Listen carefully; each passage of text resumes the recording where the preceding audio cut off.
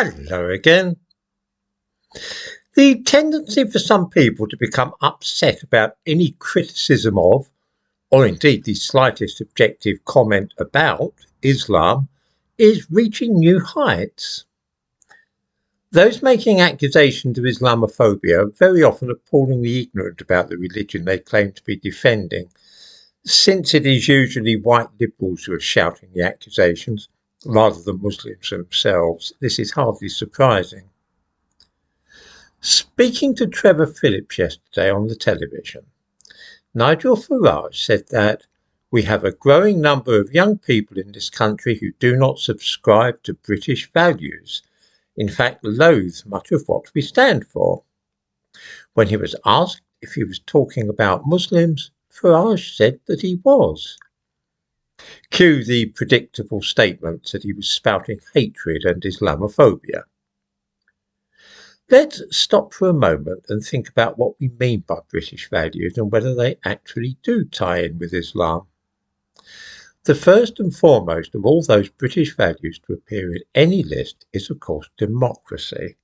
So I'd rather think it would be helpful just to look first at that one British value and see whether Islam is compatible with it. We won't need to look at the others, but let's just stick to the most important of the British values. Without even looking at the others, we see immediately that democracy and Islam are wholly incompatible, which perhaps accounts in part for the fact you will not find many Muslim democracies. Most people who are Christians and Jews follow the Bible, or parts of it, and realise that it contains a lot of stuff that is not really anything at all to do with the will of God. The Bible has been written by many men, perhaps some women as well.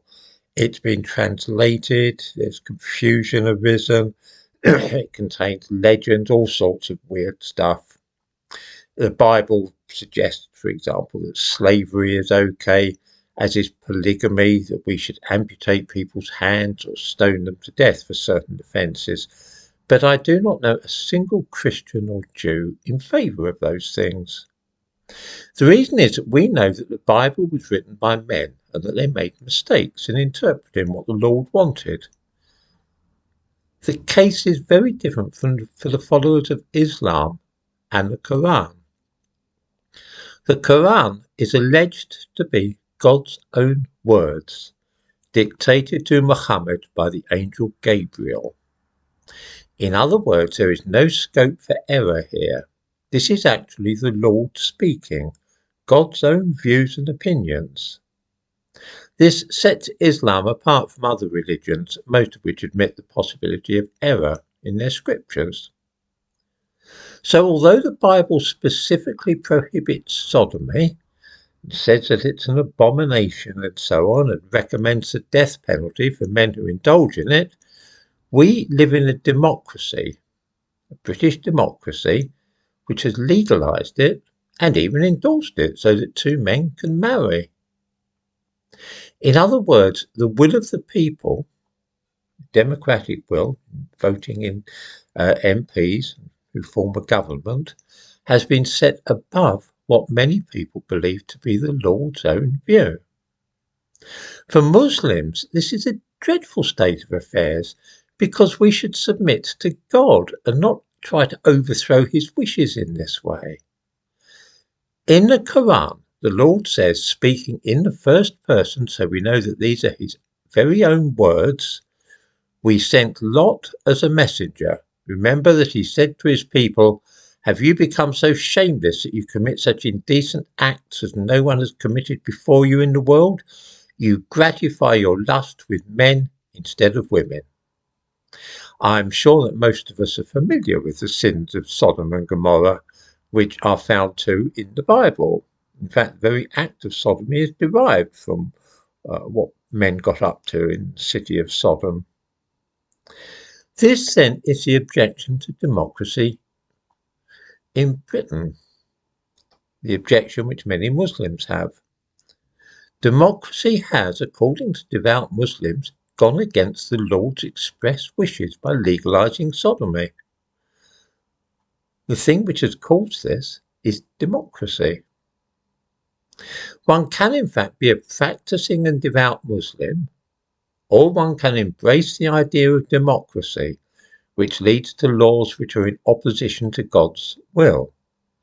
You can choose one or the other of those paths, but not both.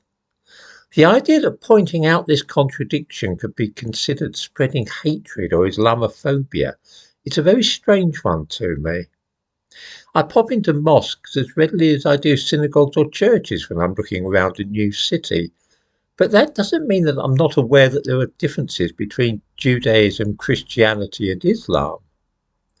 I fail to see how pointing out such a difference when it comes to democracy could possibly be construed as exhibiting hatred. I would be happy to see those who disagree with me commenting here.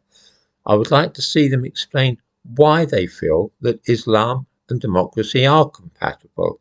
In other words, rather than just people saying, oh, you're spreading hatred, oh, you're an Islamophobic, you're bashing Muslims again. What we need to see is somebody who disagrees with the view I've just expressed, explaining why they think that democracy and Islam can get along together.